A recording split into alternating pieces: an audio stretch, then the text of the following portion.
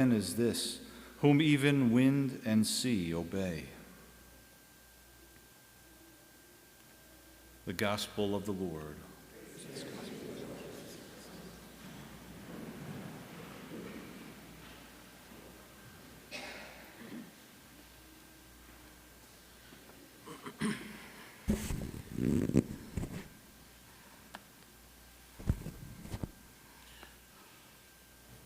So many of you may know the fight or flight response. Maybe you heard of it before. Is that when a difficulty or a hardship or danger presents oneself to a person, there is usually this fight or flight response. Fight is you muster up the courage and you fight. You face the difficulty or the danger that has been presented and trying to overcome it. Or there is the flee response, which is you deem the difficulty or the hardship or the danger that has been presented too great, so you run away. But there's two other responses. Well, the fourth one doesn't really have to do with my homily, so we'll skip that one. But the third one is to freeze. And just as it says, well, the third response is that when the danger or the difficulty or the hardship has presented itself to the person just freezes up and doesn't do anything. And whether out of fear or whatever the reason may be. And out of the three responses, my typical response is to freeze. Whenever there's a difficulty or hardship or danger, I just kind of freeze up and my mind goes blank, or I begin to rationalize all the responses or the possible things that I can do to solve this problem, but I'm still standing there doing nothing. and in that light, this is my kind of first part of my homily is just to say, I'm sorry. As a newly ordained priest who got to St. Elizabeth in a weird time, right, as we're coming out of COVID or we're still in the midst of COVID, and not really knowing anything, there's so many moments in my priesthood I froze up and I couldn't respond in a way.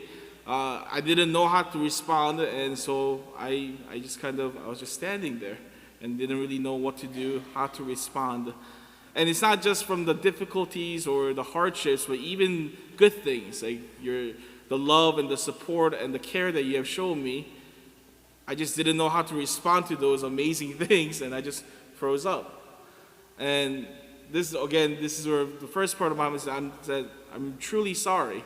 If you ever felt that I was distanced, if you ever felt that I was kind of avoiding you, if you ever felt kind of that I wasn't caring or listening to you, please, from the bottom of my heart, know that that was never my intention. It just said, again, I didn't know how to respond to these things as a priest, and I was kind of lost, and I froze up in fear or in my laziness. And I really want to ask you for your forgiveness and apologize, because that was never my intention. What I always wanted to do and what I still want to do is to share the love of Jesus Christ with you as much as I can as a priest. And that has always been my goal and always been my joy, and that's my hope. But right, I'm also weak. I have faults as well, and those things prohibited me from truly lashing out our Lord's love to all of you. But that kind of leads to the second point, is to say thank you. The reason, despite me being frozen, the reason I was able to move on, and the reason that I was able to muster up the courage and seek forgiveness and to rededicate myself to the Lord and rededicate myself to you and to serve better and to try harder, is that it's because of your love and your support and your care.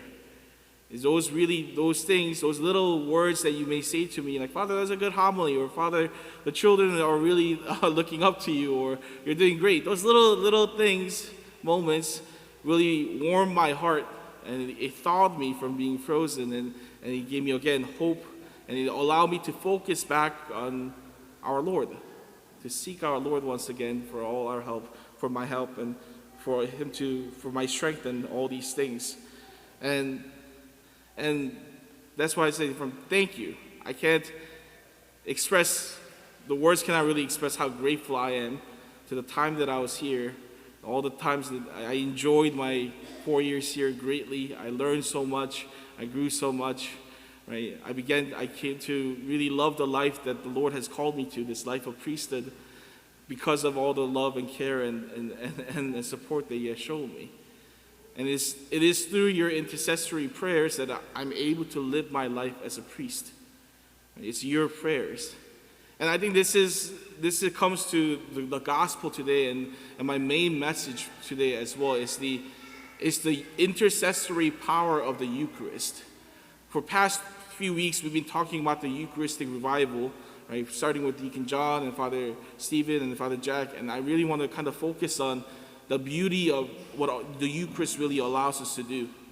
Like we said, the Eucharist is the sacrament of unity. We gather, through the Eucharist, we truly become one person, one people under Christ. Christ as the head and we as the body of the church. And every time that we come to Mass, every time we come to celebrate the Eucharist here in our church, we get on the same boat. And we're heading towards where our Lord is guiding us to the other side. But in today's gospel, you hear this beautiful word from one of the disciples who's in the boat. Teacher, do you not care that we are perishing? I assume that, I imagine that if the disciple said, Teacher, do you not care that I am perishing? Jesus would have been still asleep in the boat. But he recognized that for those that, since he is one of the person many in the boat, right, that if somebody else is perishing in the boat, he too is perishing. And he recognized the communal aspect of salvation. It's not just save me, Lord, save me from this horrible things or difficulties or dangers in my life. But do you not care that we are perishing as a whole? And he intercedes, he cries out for the rest of the group. And right now, right, I want to be frozen up again. I want to stay here. I know I love the people here. You're my first love as a priest.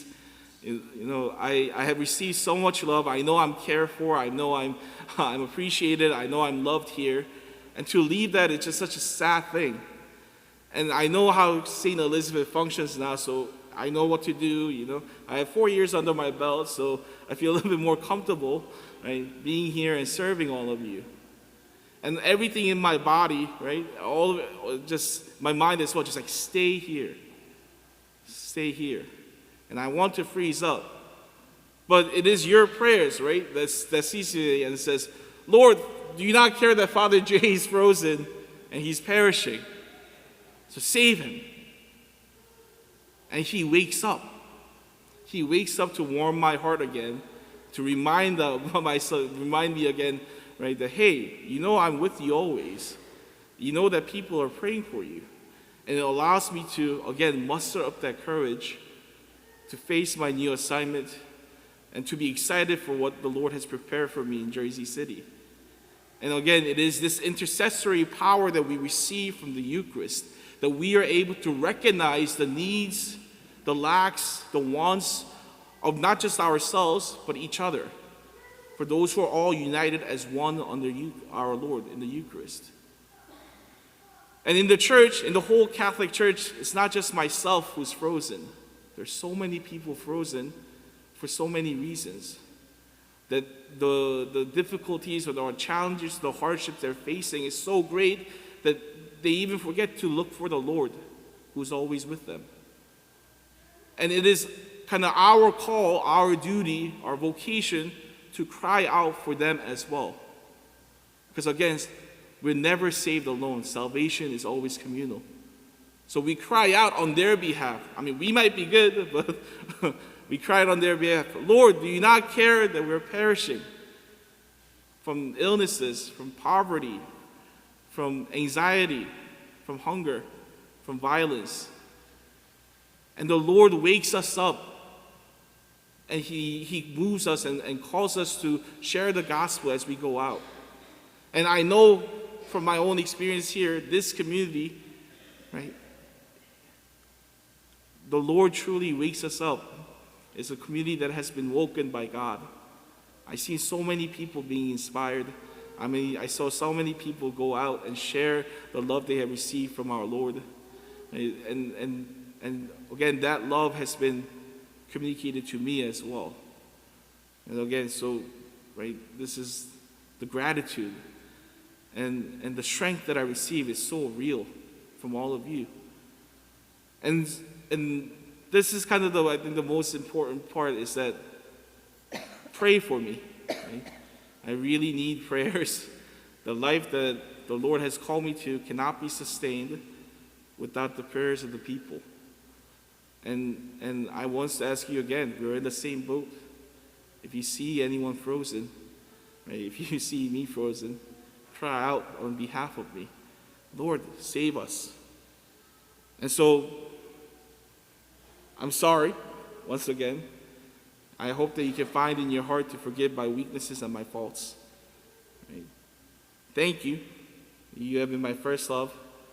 You have taught me so much good things. I've experienced beautiful things. Right? I'm going to miss all of you. Right? I'm going to miss all the experiences, the encounters I have. Right? All the little cries of the babies during Mass. I love it. Right? I'm going to miss all of those. And third, again, please pray for me. Because I know that where I'll be in the next assignment, I don't have to worry because I have a community of believers, a community of my family, praying for me. So I can always be warmed up and to move forward as wherever the Lord leads me. And please know that whenever I lift up the Eucharist, wherever I may be, I'll be also praying for you. I'll be reminded of you, all the love that you have shown me, all the support that you have shown me, all the care that you have shown me. Right? And in the Eucharist, we will be united as one again. And so as we continue on this Mass, as we continue this celebration, let us also be mindful of those frozen around us. And let us cry on their behalf to save us as the whole church, so that we may proclaim the gospel that our Lord calls us to.